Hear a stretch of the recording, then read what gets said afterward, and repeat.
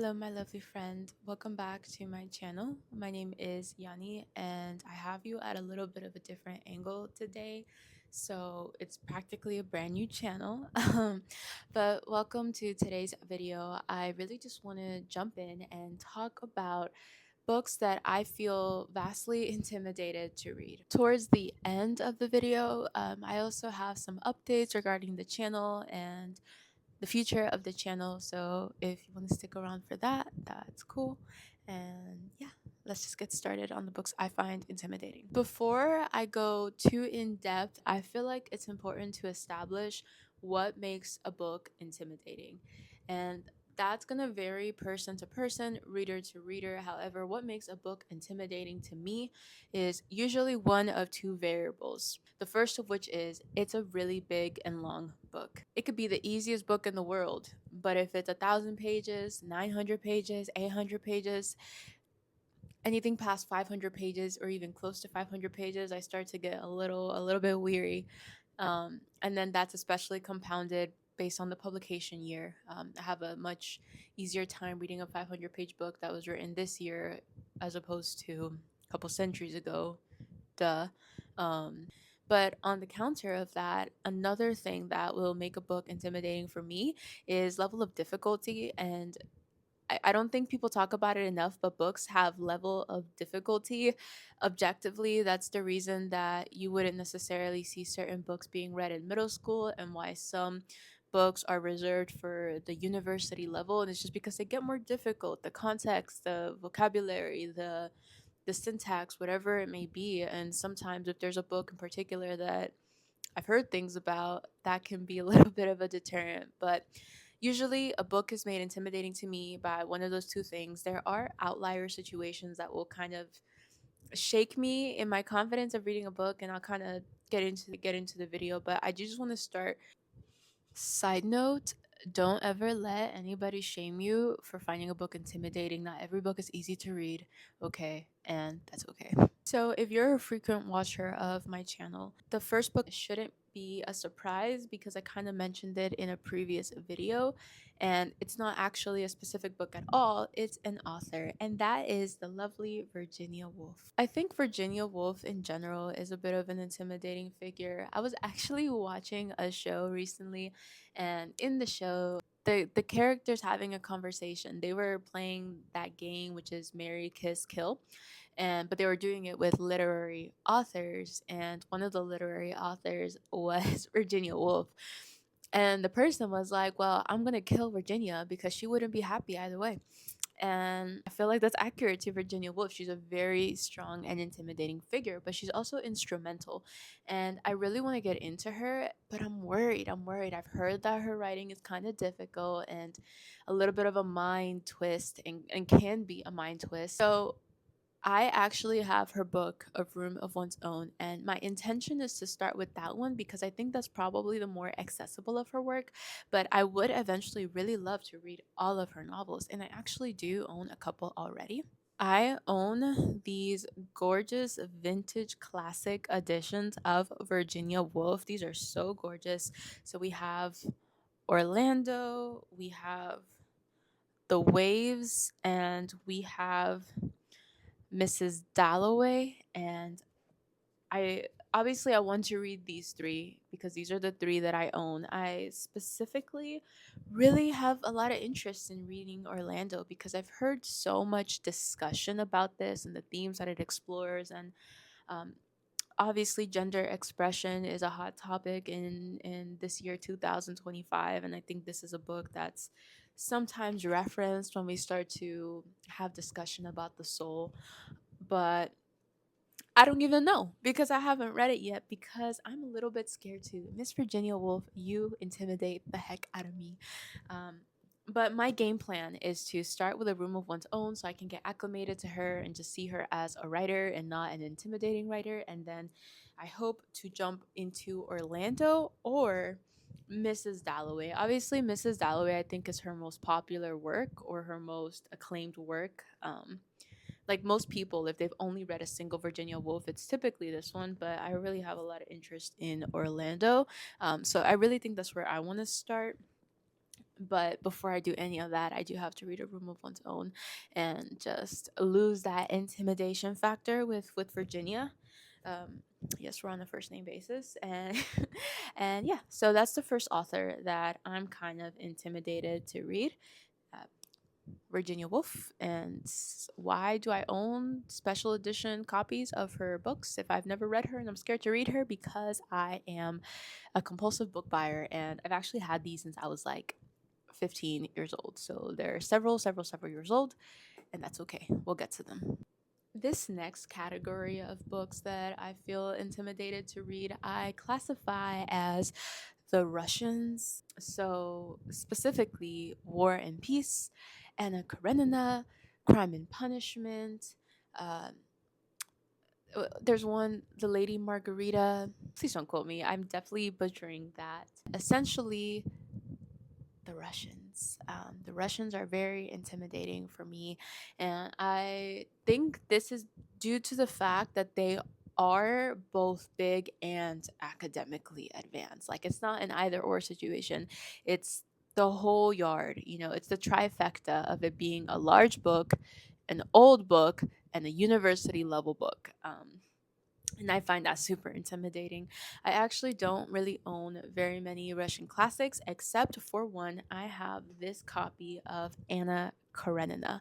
And my story with Anna Karenina is almost as tragic as the story of Anna Karenina. One of my best friends, she read this and she loved it. And I'm like, I want to love it too. So I strategize, I make a game plan for how I'm going to read Anna Karenina. And if you don't know, it's a book split into parts. So I tabbed every single part of the book, and I was just going to read it over the course of a year or however long it took me, one part at a time. And I was excited. I had actually already started. I had read a couple pages. I'm like, okay, I can get behind this. I didn't really want to read War and Peace like that. And then I see this video. And the video was recommended to me on YouTube because the algorithm listens, and it was like how to read Anna Karenina for the first time. The entire video was tips on how to consume this book for maximum benefit as somebody who is maybe intimidated. And would you believe that the top comment on this video is the spoiler for the whole book? Like the big spoiler. Like if you read Anna Karenina, it's the big spoiler of what happens at the end. Um, and I couldn't do it anymore. I couldn't do it anymore. I could not commit myself to this. How many pages is this? To 807 pages of a book that I already knew the ending because some jerk on YouTube wanted to spoil it in a video about how to read it for the first time. I resent that person, and I didn't leave a nasty comment, but I wish I had. Um, but yes, I am intimidated by the Russian classics, and I had kind of primed myself and put myself in the position to overcome that fear with Anna Karenina just for it to not work out. So this is the only Russian classic I own. I don't think I'll ever read it now that somebody has spoiled it for me, but have a lot of interest in reading Crime and Punishment by Fyodor Dostoevsky.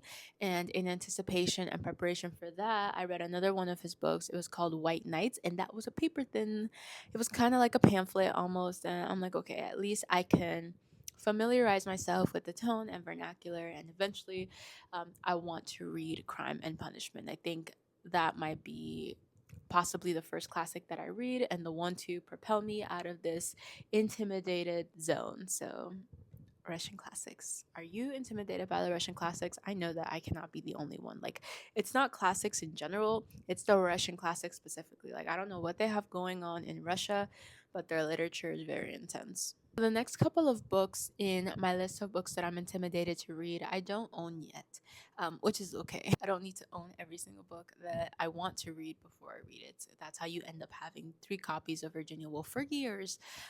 But a book that I also feel intimidated to read is The Secret History by Donna Tartt. So here's the thing about The Secret History by Donna Tartt. It's hyped. People hype that book up like it's the creme de la creme. And I read The Goldfinch by Donna Tartt, and it was extremely beautifully written, but I could not finish it for reasons that I actually go into in a different video. I will link that video down below if you want to hear more about my thoughts on that. But I feel compelled and obligated to read Secret History just because it's so esteemed, and it almost feels like a prerequisite to be on YouTube, but I don't know. I'm intimidated to read it partly because I've already tried reading a really big and large Donna Tartt book and didn't really have a lot of success in that. And also, it's been so hyped that I'm almost concerned that going into it, I would feel let down. And I don't even know if I want to read the book or if I just feel obligated um, as like a core reading syllabus. I mean, I feel like if there's a get into reading, read these basic principal books, somewhere in there, The Secret History will be in there, which makes me feel like I have to read it. I don't know if I want to read it. It doesn't really interest me very very much, but it's also intimidating for the reason of it being so hyped, and the fact that I've read another book by hers before that didn't bear much fruit. The last book that I'm going to mention is actually a trilogy, and it is the Lord of the Rings trilogy. I have not read the Lord of the Rings trilogy. I remember trying to read it in high school, and I chose a bad moment. I chose when I had the flu to try to read it, and that wasn't smart. That was setting myself up for failure. But I am a little bit intimidated to read the Lord of the Rings because it's a big trilogy. It's like a foundational trilogy, and I suppose when it comes to books that perhaps I wouldn't have picked up on my own, like honestly, I don't feel like if it wasn't the Lord of the Rings and the Lord of the Rings was just a book that I browsed upon and found in the bookstore, I probably would never read it. But it's basically the foundation to so much fantasy, which is something that I want to personally read more of and that I actually want to write. So I want to read Lord of the Rings. I'm intimidated by the commitment of this large fantasy series that I'm not even sure I'm gonna like. I haven't seen the movies either, so I do have the opportunity to read it and not be already spoiled for it, kind of experience it for the first time, but one day, I'm not the person who reads 50 100 books a year. I probably read anywhere between 20 to 30 books on a good year, so the idea of taking three of those books, possibly four if I include the Hobbit, to read the Lord of the Rings, I don't know. It's up there. It's up there in the realm of possibility, but it's also a book I'm intimidated by for the reasons that I mentioned. The sizing and the hype. The hype makes me intimidated because what if I don't like it? I've read so many books that did not live up to the hype, and I'm so weary now. But it's a classic. It's classic fantasy, which I feel like is an extra qualifier, and we'll see. At some point in my life, I will read them. When that will happen, I don't know.